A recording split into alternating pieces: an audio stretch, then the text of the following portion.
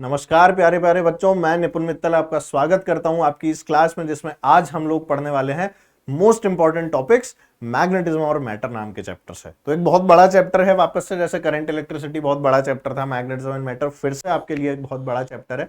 तो इसमें क्या क्या आप देख कर जाएं, क्या क्या चीजें देखनी है नोट्स में से, फाइनली क्या क्या चीजें रिवाइज करनी है, उसके बारे में आज हम लोग चर्चा कर लेते हैं। ठीक है, तो पहले जो हमारा पार्ट आता है मैग्नेटिज्म एंड मैटर के अंदर, अगर हम लोग बात करें तो भाई एक्सपेरिमेंट्स तो अब देखने की आप लोगों को जरूरत है नहीं कि अब हम लोग एक्सपेरिमेंट्स देखने बैठ जाएं और स्टड वगैरह के।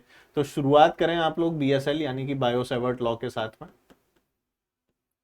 ठीक है, सिंपल बायो-सैवर्ट लॉ आप लोगों को लिखना आना चाहिए, उसकी वेक्टर फॉर्म आनी चाहिए। मेजर बात जो यहाँ पर आपके लिए इंपॉर्टेंट है वो है बेटा इसकी डायरेक्शन लिखना आना।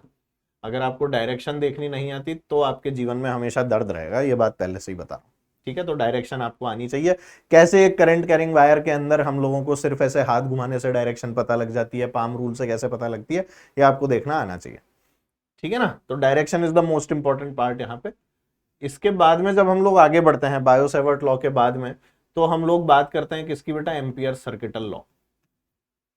तो एम्पियर सर्किटल लॉ के अंदर आपको जो चीज पता होनी चाहिए बेसिक, वो पता होनी चाहिए सारे के सारे रिजल्ट्स।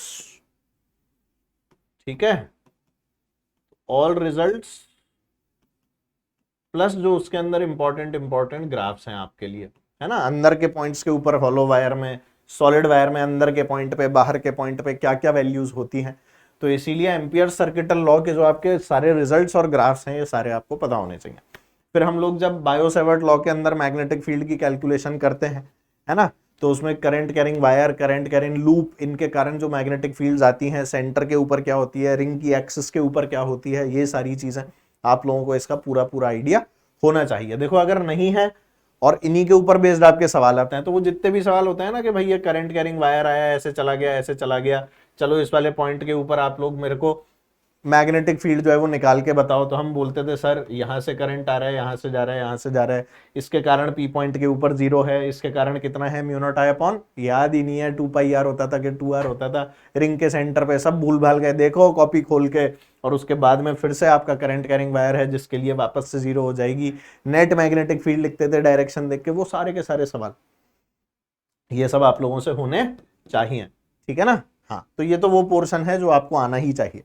इसके बाद में जो इनको मेजरली पसंद आता है, इस वाले पार्ट से जो इनको मेजरली पसंद आता है, वो आता है बेटा मैग्नेटिक फोर्स, और इसके साथ में लॉरेंस फोर्स, ये इनको बहुत पसंद आता है। ठीक है, हाँ, जिसके अंदर अपन लोग क्यूई के साथ में क्यूवी भी लगा देते हैं। और फिर आपके मैग्नेटिक फोर्स के अंदर जब हम बात करते हैं और आगे बढ़ते हैं, तो हम लोग एक करंट कैरिंग, हम बोलते हैं भाई चार्ज पार्टिकल का मोशन इन मैग्नेटिक फील्ड, जो साइक्लोट्रॉन वाले टर्म्स के अंदर भी आप लोगों को पढ़ा दिया जाता है, R equals to MV upon QB and so on and so forth. So charge particle in magnetic field वाला जो पोर्शन है, ये तो एकदम जबरदस्त रूप से स्टार पोर्शन है, ये तो आपको पता होना ही चाहिए। ठीक है ना, इसी के अंदर फिर आपको क्यूई भी लगा देते हैं, क्यूवी भी लगा देते हैं, और फिर बोलते हैं कि बताओ डेविएशन कहाँ नहीं होगा, कहाँ होगा, ये सब चीजें। ठीक है, एक कांस्टेंट मैग्नेटिक फील्ड लगा देंगे, उसके अंदर चार्ज पार्टिकल को छोड़ देंगे, फिर आपको बोलेंगे बताओ इसका सर्कल की डायरेक्शन कहाँ होगी, क्या इसके अंदर पिच आएगी, क्या पिचेस बराबर आएंगी, नहीं आएंगी, and so on and so fourth, इस तरह के सवाल। तो ये वाली कहानी इसके अंदर हो गई। फिर करंट कैरिंग वायर के ऊपर force I D L cross B, याद आ रहा है सब कुछ? हाँ सर, सब याद आ रहा है, पढ़ा हुआ है इसीलिए याद आ रहा है, नहीं तो सुने ही नहीं होते टर्म्स हम लोगों ने, है ना। तो इसमें डीएल की जगह डीएल इफेक्टिव भी कर सकते हैं, 2 पॉइंट्स के बीच में, पहले भी पूछा हुआ है, अभी भी पूछ सकते हैं। तो बहुत सारी चीजें हैं जो आपसे पूछी जा सकती हैं बार बार, कई बार, ये उसी में से एक है। ठीक है बेटा, तो ऐसे ये भी आपसे पूछ लिया तो ये भी बता देना, उसमें क्या बड़ी बात। ठीक है, ये हो गया। अच्छा, इसके अलावा और क्या हो गया, इसके अलावा मान लेते हैं और आगे जब चलते हैं तो इसके अंदर हमने करंट कैरिंग वायर जो एक दूसरे के ऊपर फोर्सेस लगा रहे हैं उनकी बात होती है। तो forces applied by one wire on the other.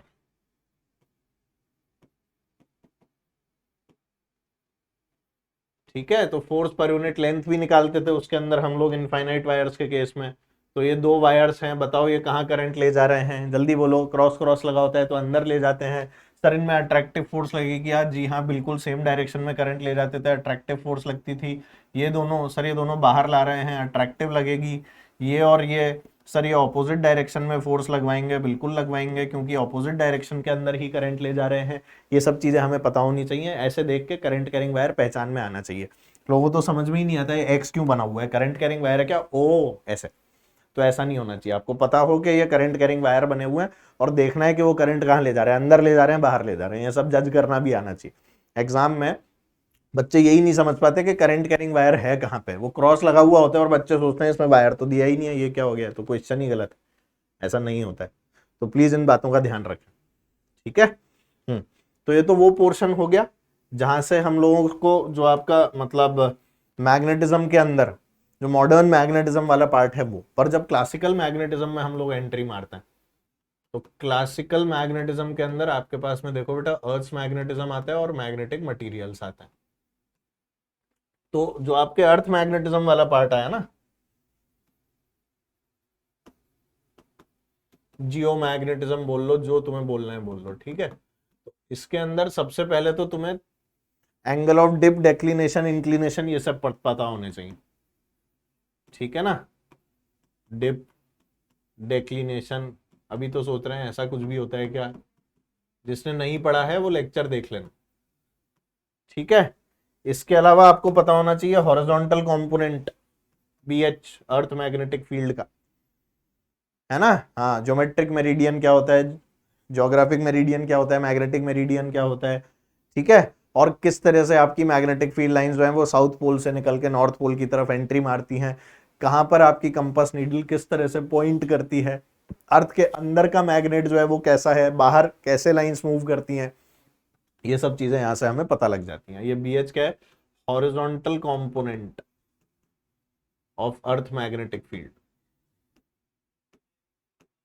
है ना। अर्थ मैग्नेटिक फील्ड लिख देता हूं, तुम पता नहीं क्या कंफ्यूज हो जाओगे ईएमएफ समझ के, समझ गए। तो आसान आसान सी चीजें, बहुत ही इजी क्वेश्चन आता है बेटा यहाँ से, कोई टफ क्वेश्चन ज्यादा नहीं आता है, इजी क्वेश्चन आएगा अर्थ मैग्नेटिज्म से। फिर जब मटेरियल्स की बात आती है, मैग्नेटिक मटेरियल्स, तो देखो उसके अंदर आपके ससेप्टिबिलिटी वाले रिलेशन, परमिएबिलिटी वाले रिलेशन, ये सारे जो रिलेशन है पहले तो वो सब आपको पता होने चाहिए। आई, एच, म्यू, म्यू नॉट, इनके आपस में क्या रिलेशन है। तो intensity of magnetization, permeability medium की, है ना। तो आई के बारे में पता होना चाहिए, मैग्नेटाइजिंग फील्ड के बारे में पता होना चाहिए, एच के बारे में पता हो, म्यू पता हो, म्यू नॉट पता हो, म्यू आर पता हो, ये सब चीजें पता हो। इसके अलावा ससेप्टिबिलिटी का रिलेशन एक्सएम वाला, ये वाला रिलेशन आपको जानना ही है, म्यू इंटू 1+XM वाला जो रिलेशन होता है म्यू का, वही वाला रिलेशन, तो ये आपको पता होना ही चाहिए। और इसके बाद में हिस्टेरेसिस,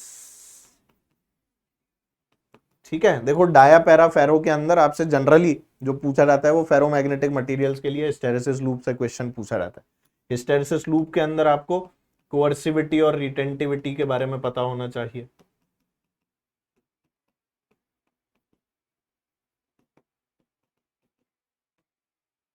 ठीक है ना भाई। अगर इनके बारे में नहीं पता तो फिर दर्द हो जाता है। तो कोअर्सिविटी और क्या होती है बेटा, रिटेंटिविटी, कैसा मटेरियल अच्छा मैग्नेट होता है ना, जिसमें रिटेंटिविटी भी हाई होती है, कोअर्सिविटी भी हाई होती है, इस तरह के क्वेश्चन आप लोगों से पूछे जाते हैं, है ना।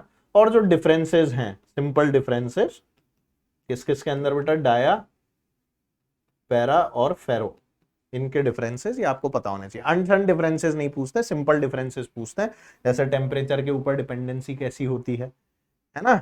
हाँ, मैग्नेटाइजिंग फील्ड लगाते हैं तो इनके अंदर क्या क्या चेंजेस आते हैं, है ना। डायमैग्नेटिक मैग्नेटाइज होते हैं कि नहीं होते हैं, सिंपल चीजें पूछते हैं, अनशन कुछ नहीं पूछते हैं। तो अगर ये सब आप करके जाएंगे इस वाले पोर्शन से तो आपको बहुत सारा फायदा होगा। और इस प्रकार से मैं ये वाली बात भी आप लोगों को बता दूं कि इतना पोर्शन देख जाओ बहुत है, पर देख कर तो जाओ, देख कर ही नहीं जाओगे तो बहुत है क्या। तो सब कुछ है पर कुछ भी नहीं है, तो इसलिए सब कुछ इकट्ठा करने का समय है। फैला हुआ जो है उसे समेट कर अपने पास ले आओ, अपने हाथ में रखो चीजों को, क्योंकि अब अगर फैलाओगे तो समेटा नहीं जाएगा। तो इसलिए अपने नोट्स खोलो, अपनी जो भी जिस भी चीज़ से आप लोग नोट्स बनाते थे, जो आपने बनाए हैं, 2-3 साल की मेहनत है आपकी, उस वाली मेहनत को अब बेकार मत जाने दो। इतना इतना पोर्शन रिवाइज कर लो, कोई टॉपिक अगर फंस गया है उस वाले टॉपिक को जल्दी से देख लो, खत्म करो और एग्जाम के लिए बैठ जाओ तैयारी में। ठीक है, चलो आशा करता हूं इस टॉपिक से भी आप लोग कोई सवाल गलत नहीं करेंगे, और इसी आशा के साथ फिर से bye bye, see you, take care, sayonara and जय हिंद।